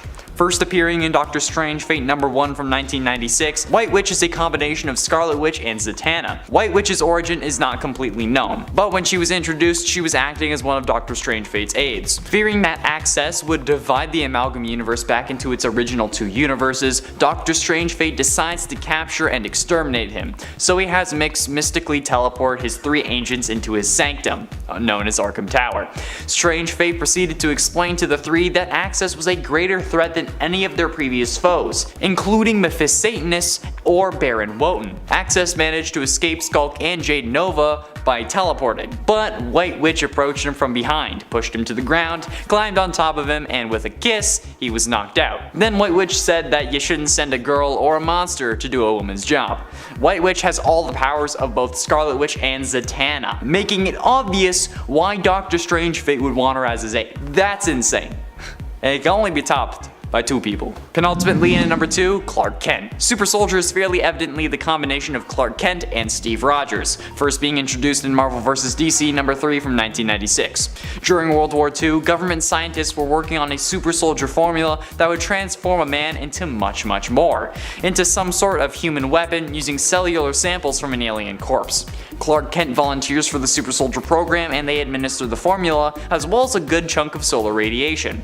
This mixture gave Kent incredible abilities, including all those of Captain America and Superman. Super strength, heat vision, flight, you name it. Now known as Super Soldier, Kent wields the Superman logo as his shield. In March of 1942, Super Soldier fought Ultra Metallo, a robot sent by Lex Luthor to aid Germany in winning the war by killing Clark. But the fight started in Washington, DC and ended above the northern Atlantic Ocean, when Clark sacrificed himself to take down the robot, sinking them both into the icy depths. Jimmy Olsen was one of the few witnesses and instead reported that Super Soldier had retired after America had declared that they won the war. 50 years later, the body was thawed out in JLA number 4 and Clark joined the Judgment League Avengers as its leader. Finally, in at number 1, Doctor Strange Fate. Doctor Strange Fate is one of the most powerful beings on Earth 9602, being a combination of not only Doctor Strange and Doctor Fate, but Charles Xavier as well. While traveling through the Himalayas, Metamutant Charles Xavier was rescued by Nabu the Ancient One, who at the time was Lord Supreme of Order, which is a pretty damn impressive sounding title to say the least. Taught the mysteries of the supernatural world by Nabu, Charles taps into the energies and forces of both telepathic and mystical, making making the Metamutant Sorcerer one of the most powerful beings in the Amalgam universe. Since he was already a powerful telepath, Charles quickly surpasses his teacher and was promoted to the new Lord Supreme of Order. Dr. Strangefate was also one of the founding members of the Judgment League Avengers, and began pursuing threats in shadowy realms, leaving the protection of Earth to, lesser beings. Number 10. Rogers. This alternate version of Captain America resided in Earth 311, the 1602 reality, but initially came from the dystopian future reality of Earth 460, where Purple Man, aka Kilgrave, had become president for life. As such, Purple Man had seen Captain America as one of the last remaining threats to his dictatorship, and rather than make a martyr out of him through execution, he sent him back into the past, displacing the hero. Captain America took a new identity in the reality of Earth 311, adopting the name Rogers, and used his opportunity to warn the First Nations peoples of the Americas of the risk posed to their existence by the settlers who would come. As Rogers, during his time on Earth 311, Captain America helped maintain peace between the indigenous peoples of the land and the Roanoke colony settlers. In this reality, Roanoke also never disappeared due to the fact that they had Rogers there to help them survive the harsh environment of their new home. Number 9. Iron Man. The bullet points version of Steve Rogers never became a super soldier. Instead, he joins Project Iron Man during World War II, becoming the first Iron Man in history. In order to become this new mechanical hero, he has to become surgically grafted to the suit. He would then fight during World War II and later retire but be called back into action to take on the Hulk, who in this reality was Peter Parker. As in most realities, Steve, even as Iron Man, is really no match for that hulking behemoth and ends up dying in battle against him. And friends, before we move on to this next spot, if you are loving this list, if you want more lists like it, be sure to let us know by giving this video a thumbs up. Number 8. Age of X. This version of Captain America was kind of a villain, although it wasn't entirely his fault. He was led to believe that in order to protect the world, he and his team of Avengers would have to take out and defeat all of the mutants, which included Cap hunting down not just all kinds of mutants, but all ages of mutants as well, if you pick up what I'm putting down. This Captain America mowed down tons of mutant kind with a gun, including Mystique, who was guarding mutant children. Fortunately, Mystique with her dying breath causes Captain America to question his mission and doubt that his objective is truly noble. He decides to go against orders and instead fight alongside the mutants working to protect them. Cap dies a hero, taking on the Hulk, who decides to stick with the mission, calling Steve a traitor. Once again, another reality where it's Cap versus Hulk and Hulk just destroys Cap. Number 7. Union Soldier Steven Rogers. What if Captain America fought in the American Civil War? Well, you can bet this is the version of the hero that we would get. Steven Rogers vs. 717 is the character who first appeared in the What If Captain America issue number 1 out of 2005. Here we explore just that version of Steve, who served in the American Civil War as a Union soldier. In the end, he turns against his villainous Colonel Bucky Barnes, who in this reality becomes the supervillain White Skull. In so doing, Steven becomes injured and is taken in and saved by the Eagle Chief, Wee Piak. Not only does the Eagle Chief save his life, but he also grants him extra strength, transforming him into the hero Captain America, who is armed with a mystical shield, peak human physique, and reflexes, and is rumored to be protected against all harm. This version of Captain America fights hard throughout the years to make sure the United States is a place of opportunity for all who call it their home. He truly represents the Captain America ideal of equality. Number 6. Ultimate Captain America. In the Ultimate Universe of Earth 1610, Captain America is considered to be even more powerful than his 616 counterpart. The super soldier serum here didn't just prolong his life and leave him in peak human condition across the board, increasing his strength, speed, and durability, but it also gave him an accelerated healing factor and put him at a superhuman level when it came to his strength and his speed. It was once claimed that Steve Rogers of this reality could bench press a car. Across the board, this version could be considered stronger than the 616 version, although I would argue that 616 Captain America does have better leadership skills than our 1610 version. But that's just me. Number 5. Danielle Cage. Danielle Cage is the future daughter of Jessica Jones and Luke Cage. This could be who the future little 616 Danielle Cage ends up as, or maybe not. Only time will tell if Danielle ends up having a similar future to this alternate version of herself and Captain America, or not. In this reality of Earth 15061, Danielle Cage grows up to become the hero Captain America, possessing the abilities of both her father and her mother, meaning she is both super strong and super durable and can fly, all of that good stuff you've come to know and love from both Luke and Jessica's heroic power sets. As Captain America in the future, she also has inherited and wields the Captain America shield. Number 4. MCU Captain America. I mean, of course MCU Captain America has to make our cut. The Marvel Cinematic version of the character is not only extremely popular, but is also deemed worthy enough to lift Thor's hammer, giving us that awesome fight scene in Avengers Endgame where Thor and Captain America are switching back and forth, alternating between sharing and wielding Mjolnir and Stormbreaker. This ultimately gives Cap a big power boost, being able to wield Thor's weapons, especially considering that Thor is one of the most powerful members of the Avengers team, in part because of his powerful, magical, and also kinda cosmic weapons. Number 3. Carol Danvers. That's right, Carol at one point managed to become Captain America. This has actually happened in more than one reality, but for this list we're going to focus on the version of Carol Cap that comes from the Venomverse. She appears as Captain America in Venomverse War Stories and hails from the same reality as Venom Rocket, Earth 18197. In the story she appears in, Captain America Carol Danvers and Venom Rocket battle it out as Rocket is looking to cash in on a bounty for the Kree who want Carol Danvers. Venom Rocket and Captain America seem pretty evenly matched here, but in the end, Rocket does not manage to capture Carol, and Carol seemingly ends up the victor of that match, though undoubtedly left with a pretty big mess to clean up as a result of their destructive battle. Carol Danvers as Captain America still seemingly possesses some version of her Kree physiology and her 616 power set here, making her a pretty powerful alternate version of Captain America. Number 2. Super Soldier. Super Soldier hails from the Amalgam Universe. Stories and characters created using the combined lore of DC Comics' main roster of superheroes and villains and Marvel Comics' main roster of superheroes and villains. Super Soldier himself is an alternate version created by combining the heroes Captain America from Marvel and Superman from DC. Clark Kent ended up in the Super Soldier program during World War II, which used alien DNA taken from a corpse that was discovered to alter Clark Kent permanently, granting him superhuman powers. He is the combined power set of both Cap and Supes, making him pretty crazy powerful, although he also comes with his own highly dangerous villain as well, the Green Skull, and his own weakness to the ore known as Green K.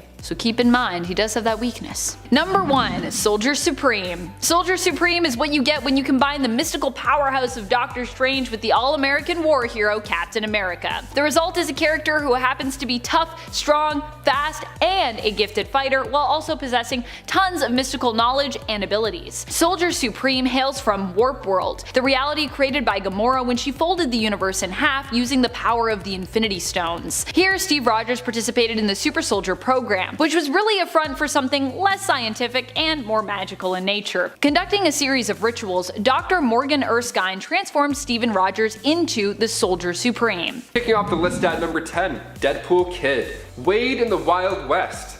Sign me up. Wade Wilson of Earth 1108 made his first appearance in Deadpool Merc with a Mouth issue 7. Now when we meet him, he's wanted for bank robbery, arson, software piracy, and of course stampeding pygmy goats through an orphanage, you know, everyday things that we always do. And then even in the dusty days, Deadpool still finds a way to cause trouble. He would constantly boast about him wanting to take over the town, and he had his sights set on Sheriff Fury and Bounty Hunter Logan. After getting shot in the head by Earth 616 Deadpool, our main Deadpool, the Kid went down. But he didn't stay down, of course. He survived and was next seen alongside Dreadpool in the hunt for evil Deadpools in the universe. Number 9. Kidpool. Similar name, but much different. Kidpool comes from Earth 10330. Now he made his first appearance in Prelude to Deadpool Core issue 2, and he started his days out as a student of the Xavier Orphanage for Troubled Boys. Now due to his abrasive personality, he of course didn't fit in with the other super kids, so he was lonely most of the time. Now one day he was sent to detention with Scott Summers, and Wade convinced Scott that they should both break out and go to prom instead. I agree, I mean detention during prom, come on, that's just cruel. But in order to convince Scotty Boy to be a rebel, Wade promised him he'd help Scott get with Jean Grey. That ought to do the trick. While at prom, Kidpool caused trouble and even fought Logan. It was a hot mess. Mistress Storm stopped the fight and Kidpool was on his way out when Deadpool arrived and also recruited this Kidpool. And before we continue with this list, if you want to go ahead and give us a thumbs up, that would be great. It helps our channel out quite a bit. You guys are the best. Thanks for your support. Now let's get right back to this video. Number 8, Dreadpool. In the reality of Earth 12-101, the X-Men brought Wade to Dr. Ben Brighton, aka Psycho Man, in an attempt to cure Wade. Now they wanted him to shut down all these voices in Wade's head, but he didn't do that. He actually did the opposite. Wade was now encouraged to kill everybody in the Marvel Universe. And he started out by going after the Fantastic Four. Reed and the Thing were toast in just a couple of pages. Sue Storm held Dreadpool off by making his head explode, but once he healed, she was next to go. Dreadpool stole a device from Reed Richards that he used to take down the Watcher. So right off the bat, things get ugly. Number 7, Evil Deadpool. Keeping those sinister vibes going, Evil Deadpool is from our 616 main universe. He actually came to life during the pages of Deadpool Volume 4, issue 44. Now it actually all started with Ella Whitby. She was a psychiatrist who was obsessed with Wade Wilson. She was so obsessed that she would keep body parts that he lost over time. She would collect parts of him and then keep them in her freezer. You know, right next to the ice packs, of course. So when Deadpool found out about this creepy old cold collection, he threw them all in the dumpster. He just got rid of them. But that was a mistake because once those body parts thawed out, they fused together to make another evil Deadpool. Just the smell of that freezer alone, I would have tapped out by day 3. Number 6, Wolverine Pool. This next one is a total badass, one of my favorites if you ask me. Brief, but definitely memorable. First appearing in Cable and Deadpool issue 46, we see Wade Wilson after he's undergone the Weapon X program. He has a skeleton bonded with adamantium, and then he's recruited by Dreadpool to take on the evil Deadpool core members. So he joined the battle and killed Deadpool Pulp, but during the fight, main Wade tossed a grenade full of bugs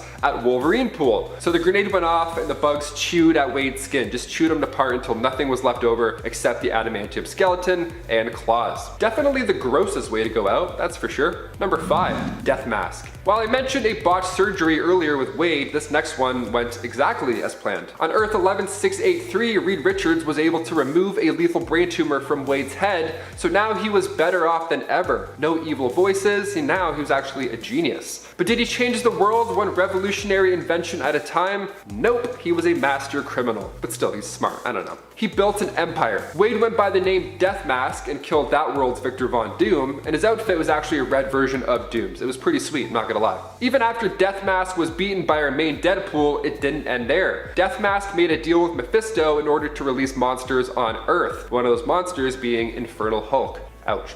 Number 4, Dogpool. Wade Wilson of Earth 103-173, aka Dogpool, made his first appearance in Prelude to Deadpool Core issue 3. Now Wilson was a dog being used as a test subject for Mascara X, this hot new product that could replenish itself after just one use. How beautiful and lovely and convenient, might I add. Now this version obviously is inspired from real life animal testing and abuse that happens, so it's pretty sweet when Wilson gets superpowers. Now they thought the dog didn't make it after a test, his body turned all corpse-like, so they got rid of it. But those regenerative abilities brought this pet back to life. A circus truck just ended up going by and seeing this immortal dog, and then Deadpool became the starring act of their show. Come and see the death-defying hound, what a headline. He was working there until Deadpool came and also recruited him for the Deadpool Corps. Number 3, Deadman Wade. Coming from the Age of Apocalypse storyline on Earth 295, Deadman Wade was initially part of Apocalypse's Pale Riders. Danny Moonstar would just torture him non-stop. That was his whole thing. But that's gotta be a bit distracting, right?